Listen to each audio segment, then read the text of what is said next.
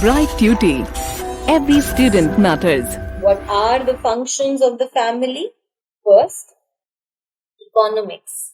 That means in the Naga society, we all know that family played a very crucial role. Now, how the family was based, how the family lived, depended on how economically fine and strong they were. The house that they had, the property, the farm, everything was considered to be a single unit. And it was managed together by all the members of the society. So there was no partition that ever took place. Whatever belonged to the people, it was one unit. And that one unit was to be looked after and taken care of by the others. Now, the children, even before going to school, could learn the significance of farm, could learn the importance of earning and growing and gaining from how? From this, from the farms and from at home. So this is how the people basically learned about these things.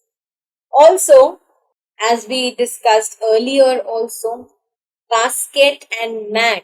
Weaving was the major occupation of the Naga women.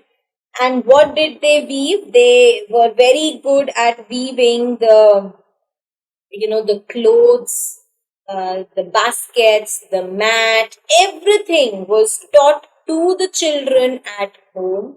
The children were taught the art of growing, the art of cultivation by the family itself. It was the duty of their parents, of the relatives, of the grandparents to teach the young boys how to be good at agriculture, how to grow. This was taught by the parents and the grandparents only. The girls also were taught the art of how to bring the wood, how to get water, how to do the other domestic chores, the other household work for the family. This was also taught to the girls at a very early age. The young children, they would watch their parents doing things, and that is how they learned and later became a part of their activities. Again, this is something which is very obvious and quite common across the entire country. When they would make a mistake, they would learn again. Now, in those times, there were no banks, where one could save the money.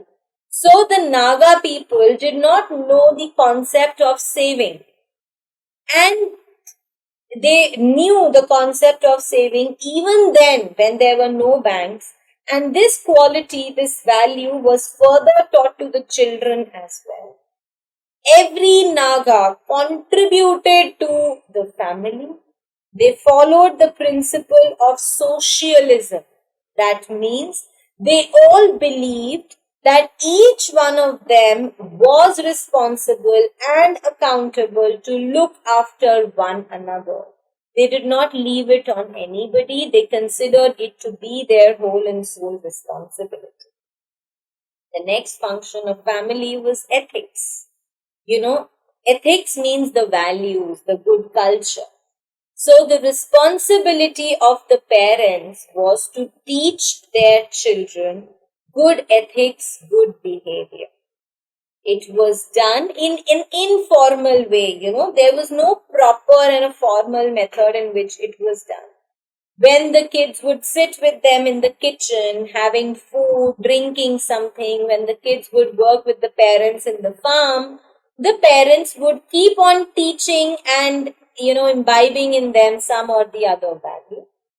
Children were always told how to respect and how to honor their parents and the other elders in the society. There were different role plays, there were different dramas through which the children were taught the appropriate code of conduct, how they are supposed to behave and how they are supposed to be a part of the society.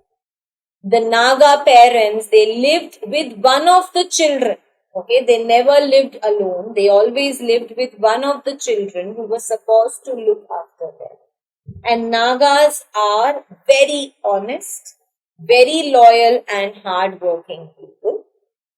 Next, the function of family was sex education.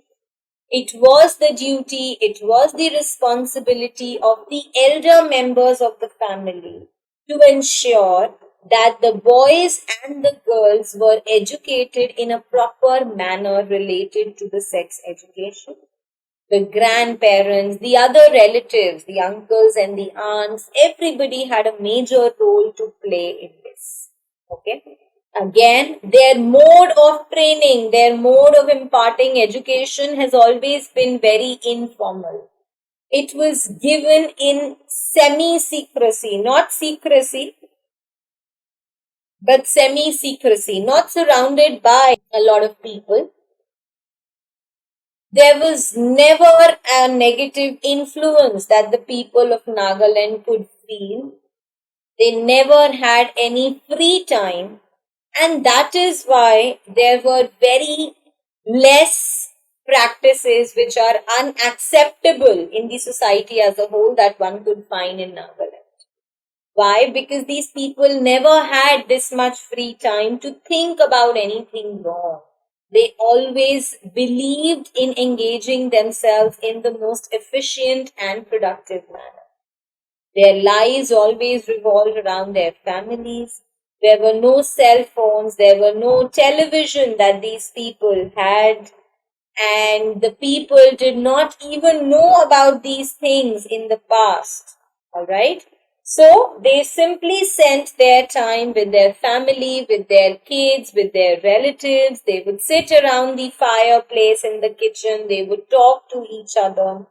All the relations that the Naga people had were very close. They were not superficial, they were intimate, they were very well bonded, and the relationships were built on the basis of mutual understanding, trust, and love, and they were always grounded and connected to their family. As we discussed earlier, Morung was a kind of a dormitory, a dorm, a place where the young men and the young women lived and they got education. Okay? Every khel, that is, every clan had a morung.